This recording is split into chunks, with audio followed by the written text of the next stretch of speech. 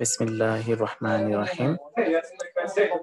সুপ্রিয় শিক্ষার্থীবৃন্দ, তোমাদের সবাইকে আজকের অনলাইন ক্লাসে স্বাগত জানাচ্ছি। ওয়েলকাম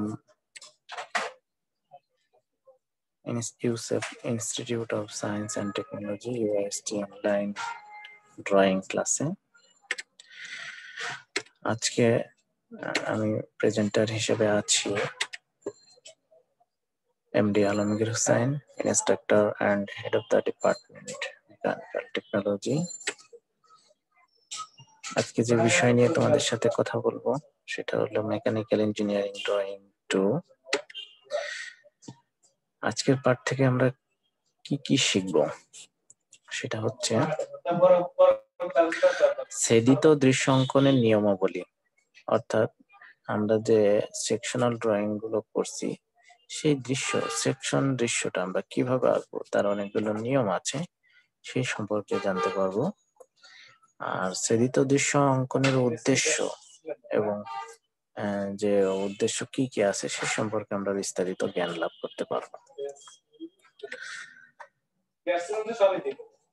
তো এর আগে আমরা সেকশনাল ড্রয়িং এর প্রকারভেদ সম্পর্কে নিয়ে আলোচনা করেছিলাম। আজকে আমরা ছেদিত দৃশ্য অঙ্কনের নিয়মাবলী নিয়ে আলোচনা করব। প্রথমে যেটা আছে,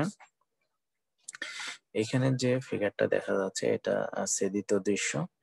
বলা হচ্ছে ছেদন করার সময় ছেদ তল যে যে স্থানে ধাতুর সংস্পর্শে আসে ওই স্থানগুলোতে 45 ডিগ্রিতে নত ডান বা বাম দিকে রেখা দেখাতে হবে। অর্থাৎ এই যে ছেদিত দৃশ্য, এটাকে আমরা এই 45 ডিগ্রি অ্যাঙ্গেলে এইভাবে দাগ টেনে দেবো। এই দাগ টানবো কত ডিগ্রি অ্যাঙ্গেলে? 45 ডিগ্রি অ্যাঙ্গেলে। তো এখানে কাস্ট আয়রন এবং মেলেবল আয়রনের জন্য এরকম, স্টিলের জন্য এরকম দিতে হবে। স্টিলের জন্য এরকম দাগ দিতে হবে দুইটা করে, তারপরে ফাঁকা। আর ম্যাগনেসিয়াম বা অ্যালুমিনিয়ামের জন্য এরকম, রাবার প্লাস্টিকের জন্য এরকম। এটা হচ্ছে আমাদের ছেদন করার সময় ছেদ তলে যে স্থানে ধাতু স্পর্শ করছে সেই স্থানগুলোতে এরকম 45 ডিগ্রিতে রেখা টেনে দেখাতে হবে। এটা একটা নিয়ম। আরেকটা নিয়ম হচ্ছে ছেদন করার সম্পর্কে বিভিন্ন ধাতুর জন্য বিভিন্ন প্রকার নির্দিষ্ট রেখা টেনে দেখানো। অর্থাৎ এর আগে আমি যেটা আলোচনা করলাম সেরকমই। যেমন এখানে ব্রোঞ্জের জন্য এই প্রথম লাইনটা একবার এরকম টানা, সবে 45 ডিগ্রি, কিন্তু তারপরে দেখেন একটু ব্রেক হওয়া, আবার রেখা, আবার একটু ব্রেক, আবার রেখা, আবার একটানা রেখা, আবার ভেঙে ভেঙে রেখা, এইভাবে দেখাতে হয় ব্রোঞ্জের জন্য। আর কর্ক বা ফেল্ট ফ্যাব্রিকের জন্য রেখাটা হবে এরকম বক্র করে দেখাতে হয়, সেকশন রেখা। আর হোয়াইট মেটালের জন্য 45 ডিগ্রি করে ডাবল দিতে হয়, ক্রস করে দিতে হয়। আর সাউন্ড ইনসুলেশনের জন্য সেকশনের রেখা হবে এরকম করে ভিতরে গোল গোল করে দিয়ে দিতে হয়। এটা হচ্ছে নিয়ম। এখন 3 নম্বরে দেখেন যে ছেদ রেখা ছেদ ক্ষেত্রের অক্ষের সাথে অথবা এর প্রধান সীমা রেখার সাথে 45 ডিগ্রি কোণে টানা। অর্থাৎ ছেদ রেখা যেটা আছে এটা অক্ষের সাথে এবং 45 ডিগ্রি কোণে। এটা যেমন 45 ডিগ্রি কোণে আছে, এবার এটা অক্ষের সাথে যেমন এটা ইলিপসের ক্ষেত্রেও মনে করেন যে এটা এই অক্ষের সাথে 45 ডিগ্রিতেই দেখানো হয়েছে। নেক্সট 4 নম্বর রুলস আছে, ছিদ্র বিশিষ্ট বস্তুকে ছেদ করার সময় ছেদ তল ছিদ্রের উভয় দিকে একই ধাতুর সংস্পর্শে আসে বলে দৃশ্যে তাকে একই শ্রেণীর এবং একই দিকে নত রেখা দেখাই থাকে। এই যে এটা তো আমাদের ছিদ্র বিশিষ্ট বস্তু, একটা ছিদ্র বিশিষ্ট বস্তু। এখানে যে ছেদ, যখন এটা ছেদ করা হয়েছে, ছেদ করার পরে যখন আমরা এটা পাচ্ছি, এই ছিদ্রের এখানে ধাতুর স্পর্শ গুলো হয়েছে এবং এটা যেহেতু হল সেহেতু এখানে হয় নাই, হলের এই ধার গুলোতে হয়েছে, এই জন্য এখানে 45 ডিগ্রি অ্যাঙ্গেলে দেখানো হয়েছে। এভাবে দেখাতে হয়।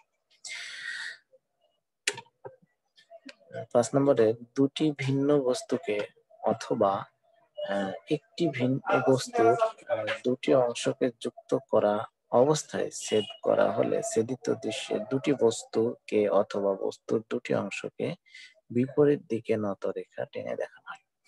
যেমন এইখানে স্পর্শ হয়েছে, এখানে স্পর্শ হয়েছে, এর মধ্যে আবার আরেকটা ছোট আরেকটা বস্তু আছে, সেখানেও কাটিং হয়েছে। এখন এটাকে কিভাবে দেখাবো? এক রেখা টানে দেখালে তো দুইটা বস্তু আলাদা হতো না, একই হইতো, কিন্তু আলাদা দেখাতে হবে। এই জন্য একটা রেখা যদি এইদিকে টানা হয় আর একটার জন্য এদিকে টানতে হবে, উপরের দিকে। এইভাবে রেখা টেনে পঁয়তাল্লিশ ডিগ্রিতে রেখা টেনে দেখাতে হবে। এই একটা নিয়ম। আরেকটা নিয়ম হচ্ছে 3 বা ততোধিক বস্তু যদি সংযুক্ত থাকে তাহলে এমন অবস্থায় ছেদিত দৃশ্য অঙ্কনের ক্ষেত্রে প্রত্যেকটিতে 45 ডিগ্রিতে নত রেখা এবং রেখাগুলো পরস্পর দূরত্বকে একটি অংশে বেশি এবং অন্য অংশে কম টানা সাধারণ নিয়ম। অর্থাৎ যদি এরকম হয়, এই যে যেমন এখানে 2টা আছে, এখানে 3টা আছে, কোনটা একটু গাঢ় করে দিতে হবে, আবার কোনটা একটু কম করে দিতে হবে।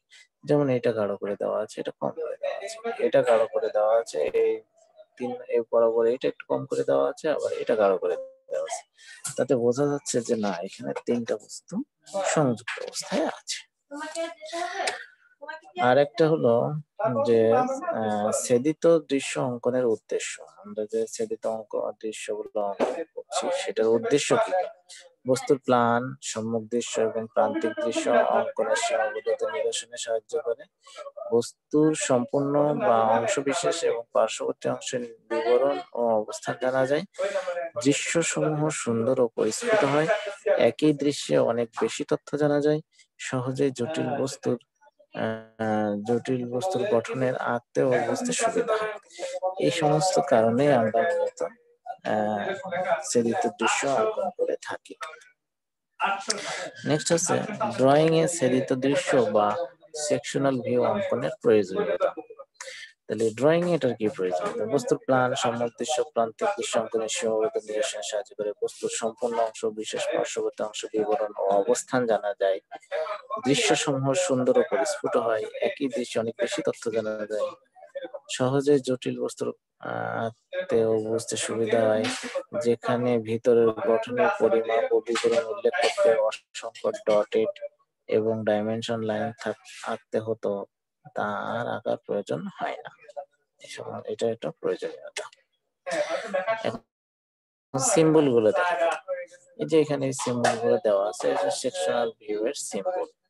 যেমন সুপার কন্ডাক্টরের সিম্বল এটা, সেমি কন্ডাক্টরের সিম্বল এটা, প্যাকেজিং এর সিম্বল একটা, সিনথেটিক সিম্বল একটা, এইরকম সবগুলো সিম্বল এখানে দেওয়া আছে। যেমন কার্বন সিম্বল একটা, বা কেমিক্যালের সিম্বল এটা, হিউম্যান বিং সিম্বল এটা, বিভিন্ন ধরনের সিম্বল দিয়ে এখানে এই কাজগুলো করা হয়, সহজে প্রকাশ করা হয়।